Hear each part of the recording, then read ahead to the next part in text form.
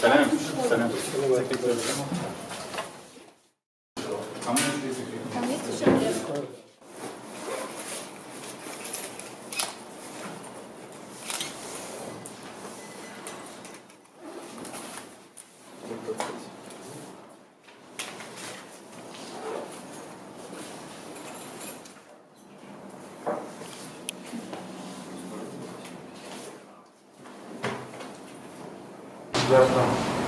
Часть 1 72 ФР, закон 28.14, решение срока срока на 1-6 месяцев. Вторая часть 369, положение другой части 1 ФР, преступление, в том числе сложение наказания, окончательно сложение относительно наказания, решение срока.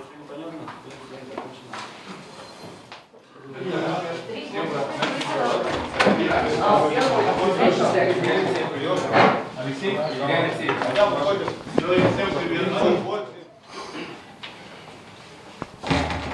Один почти его, да? То есть почти. Ну, то есть 3,5 вроде.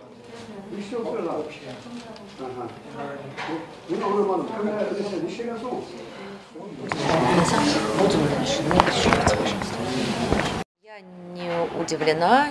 Суды, российские суды продолжают не оправдывать людей даже при наличии таких доказательств невиновности, которые представили мы.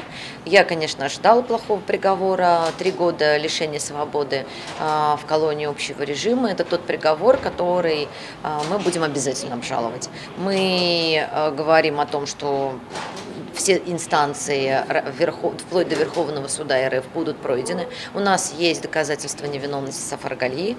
И, естественно, после вступления приговора в законную силу нам открывается путь до Страсбурга, который уже неоднократно выносил свои решения по делам об экстремизме. Как вы считаете, может ли повториться, продолжит ли такая тенденция по обвинению в экстремизме за посты в соцсетях? И это тренд, который идет последние несколько лет, и я по ощущениям вижу, что он только наращивает обороты. Никакого снижения нет. Власти хотят регулировать интернет, поскольку они считают, что он слишком свободный, и карательная машина в виде центра этому тому доказательство.